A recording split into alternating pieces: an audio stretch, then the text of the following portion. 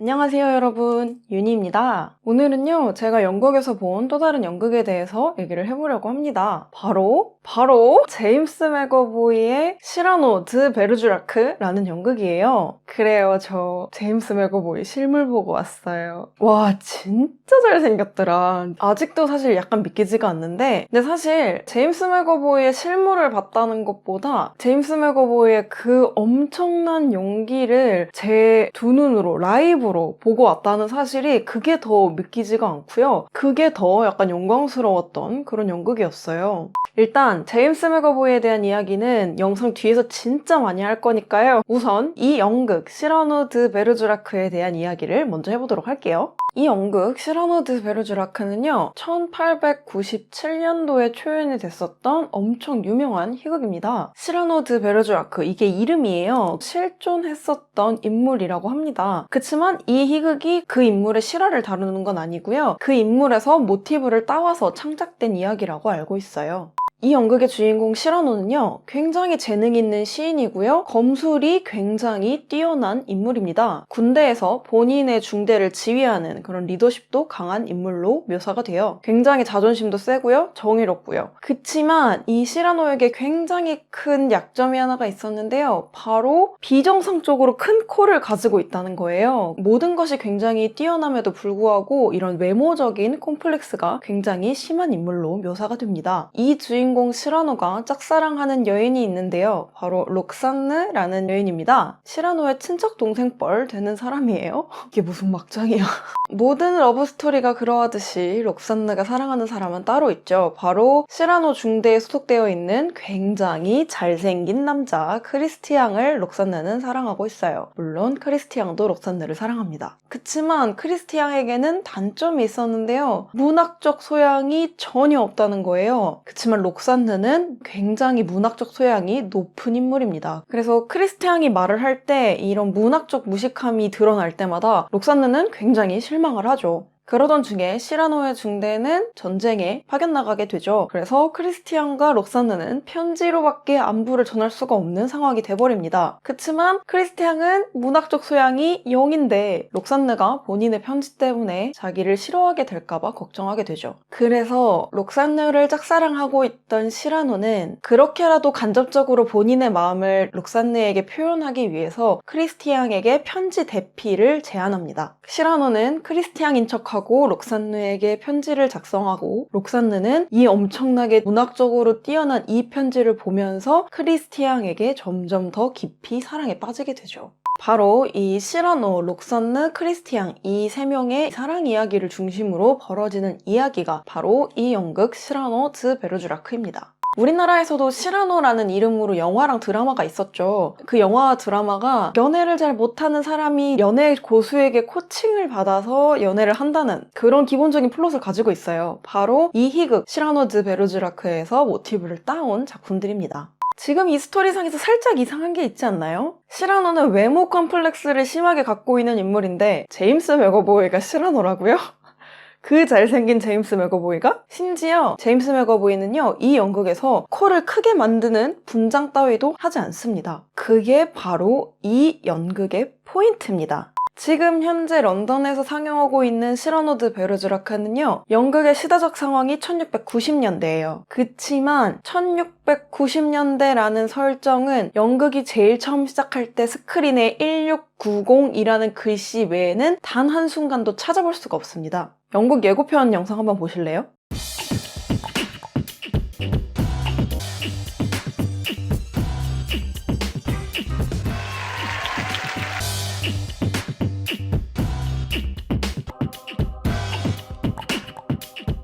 어떠세요? 되게 리허설 영상 같지 않으세요? 저게 실제 공연 상황입니다. 실제 공연이에요, 저거. 1690년대인데 제임스 맥어보이는 캐나다 구스 패딩 입고 있고요. 록산느는 청 멜빵 바지를 입고 있죠. 이게 뭐야? 왜 이렇게 성의가 없어? 그게 아니라 이 연극의 가장 주된 목적은요, 배우의 연기와 언어의 전달입니다. 연극에서 배우의 연기와 대사를 제외한 모든 부수적인 것들을 다 제거한 거예요. 소품 없고요, 무대 세트 없고요, 의상 없어요.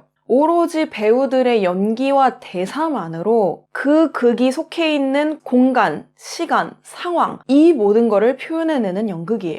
Get rid of the costumes, get rid of the hat, get rid of the feather, get rid of panache, get rid of everything, and what are you left with? You are left with incredible language that inspires true imagination in the audience, just pure storytelling. 그러니까 한마디로 배우들의 연기 하나만 믿고 만드는 연극이라는 거죠. 근데 솔직히 진짜 듣도 보도 못한 연출 방법이니까 저는 처음에 너무 적응이 안 되는 거예요. 그냥 정말로 리허설을 보고 있는 것 같다라는 생각밖에 안 들었어요. 지금 뭐라고? 아까 1690 적혀있던 게 1690년대란 소리야? 그런 건가? 그런 느낌. 근데 결국에는 정말로 이 연출자의 의도대로 내가 이 배우들의 연기에밖에 집중을 할 수가 없더라고요. 왜냐면 다른 시선을 뺏는 게 아무것도 없으니까요. 배우들의 연기에 집중하면 집중할수록 여기가 1690년대야. 여기가 전쟁터라고. 처음에는 그렇게 몰입이 안 되던 게 나중에는 정말로 배우와 함께 호흡하고 배우와 함께 그 상황에 푹 빠져서 보게 됐었던 그런 연극이었습니다. 방금 이렇게 설명드린 것처럼 이 연극은 정말로 특이한 연출 방식을 가지고 있는데요. 배우의 연기와 대사만으로 모든 것을 표현하겠다라는 이 하나의 큰 틀 안에서 배우들의 연기와 대사를 극대화시키는 특이한 연출 포인트들이 몇 개가 있었어요. 오늘은 제가 그 부분들에 좀 초점을 맞춰서 리뷰를 해보도록 할게요. 첫 번째는 바로 프리스타일 시 배틀입니다. 프리스타일 랩 배틀 아니고요. 시 배틀이에요. 시라노는요, 아까 말씀드렸듯이 굉장히 재능이 뛰어난 시인으로 묘사가 돼요. 정말로 랩을 하듯이 시를 운율감 있게 대사를 하는 건데요. 이 시라는 문학을 현대적으로 재해석을 해서 그거를 랩의 형태로 관객들에게 전달하겠다라는 이 발상 자체가 너무 신선했고요. 정말로 흥미롭게 그 모든 과정을 볼 수가 있었던 것 같아요. 다만 우리나라도 쇼미더머니 프리스타일 랩 들으면 잘 못 알아듣겠지 않아요? 시적 허용이라는 게 있죠. 라임을 맞추기 위해서 실생활에서는 조금 어색하게 쓰이는 단어들도 시적으로 허용이 되잖아요. 근데 그거를 한글로 말해도 살짝 이해가 안 되겠는 판에 영어로 그렇게 말장난을 하니까 정말 하나도 못 알아듣겠더라고요. 정말 그냥 얘네가 라임을 맞추고 있구나, 얘네가 지금 이런 내용을 얘기를 하고 있구나, 뭐 이 정도밖에 이해가 되진 않고 알아듣기는 조금 힘들어요. 그럼에도 불구하고 그 모든 연출 의도와 이런 거는 고스란히 다 전달이 됐었던 굉장히 신박했었던 방식이었습니다. 두 번째 특이했던 점은요. 이거는 첫 번째 특이한 점에서 약간 연장선상이라고 얘기할 수도 있겠는데요. 연극에 라이브 비트박스가 있습니다. 배우들이 시를 가장한 랩을 할 때마다 뒤에서 실제로 라이브로 비트박스를 합니다. 이 연극에는 배경음악 이런 것도 하나도 없어요. 배경 사운드 아무것도 없거든요. 그래서 비트박스도 라이브로 연주가 돼요. 와, 이거 그냥 만약에 배우가 말만 했으면은 조금 어색할 수도 있었을 텐데 뒤에서 라이브로 비트박스로 이 비트를 맞춰주니까 와, 이게 지금 쇼미더머니야, 시라노야. 관객들이 좀 더 이 대사에 더 몰입을 할 수 있고 하나가 되게 만들어줬었던 그런 장치였던 것 같아요. 굉장히 신선하고 좋았습니다. 그리고 세 번째는요, 바로 유선 마이크의 활용이에요. 공연 장면을 보시면요, 유선 마이크를 확인하실 수가 있어요.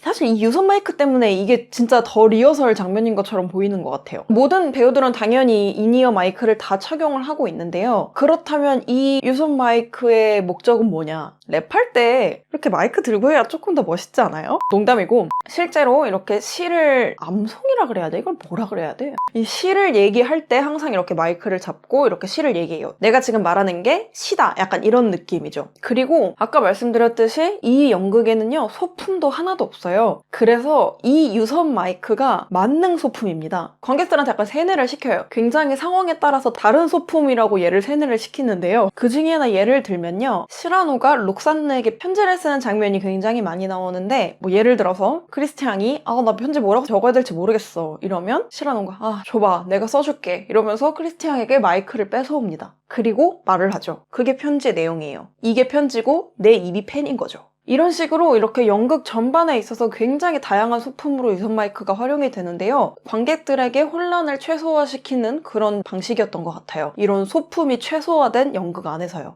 네, 지금까지 제임스 맥어보이의 연극 시라노 드 베르주라크에 대해서 얘기를 해봤는데요. 종합해서 얘기를 해보면은요, 굉장히 호불호가 갈릴 수 있는 연극이라는 생각이 들어요. 왜냐하면 너무 새로운 방식이거든요. 저도 초반에는 너무 적응도 안 되고 몰입이 안 돼가지고 와, 이게 왜 이렇게 찬사를 상처를 받았지라는 생각을 초반에는 잠깐 했습니다. 그치만 뒤로 갈수록 정신없이 연극에 빠져들어 있는 제 자신을 발견했죠. 호불호가 갈릴 수는 있겠지만 한 번쯤은 시도해보기 좋은 연극이다라는 생각이 들었어요. 그리고 무엇보다 이 연극 자체가 배우의 연기와 대사의 모든 것을 포커싱 시키는 연극이기 때문에 모든 배우들의 연기가 대단합니다. 그 중에서도 이 연극의 모든 것을 끌고 나가는 시라노, 제임스 맥어보이의 연기가 정말 훌륭합니다. 어떻게 이런 연기를 라이브로 할 수 있는지 진짜 약간 경외심이 들 정도였어요. 정말 외우기도 힘들었을 것 같은 그 모든 시 대사들에 있어서 본인의 감정까지 다 투영을 시켜서 그 대사를 한다는 게 정말 대단했고요. 식상한 말이지만 정말 제임스 맥어보이가 지배한 그런 연극이었습니다.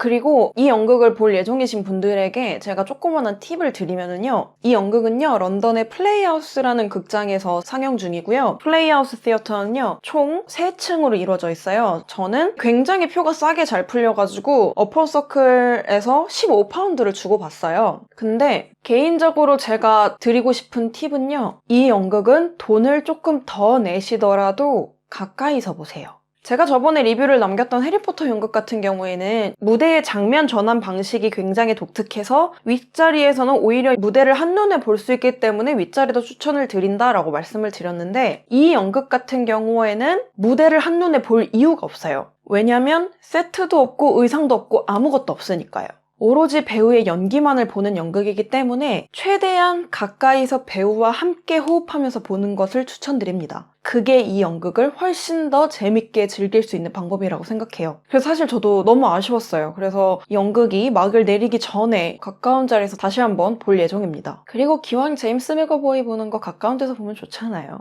그리고 이 연극도 당연히 스테이지 투어 꼭 잊지 마시고 기다렸다가 제임스 맥어보이랑 셀카 찍고 오세요. 가끔 안 나오는 경우도 있기는 하는데요. 웬만하면 다 나오는 것 같아요. 대신 이제 워낙 기다리고 있는 팬들이 많으니까 사인이랑 셀카 둘 중에 하나밖에 선택을 못해요. 그래서 저는 셀카를 찍고 왔습니다.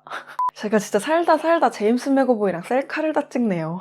진짜 런던살이 만족도 최고야 나는 정말. 네, 지금까지 제임스 맥어보이의 연극 시라노 드 베르주라크에 대한 저의 후기였고요. 연극을 보러 가실 분들에게는 제 영상이 연극을 조금 더 재밌게 즐기시는 데 도움이 됐기를 바라고요. 연극을 보실 수 없는 분들에게는 약간의 간접 체험이 되었기를 바랍니다. 네, 그러면 오늘도 제 영상을 봐주셔서 진심으로 감사드리고요. 저는 또 다음 영상으로 돌아올게요. 안녕!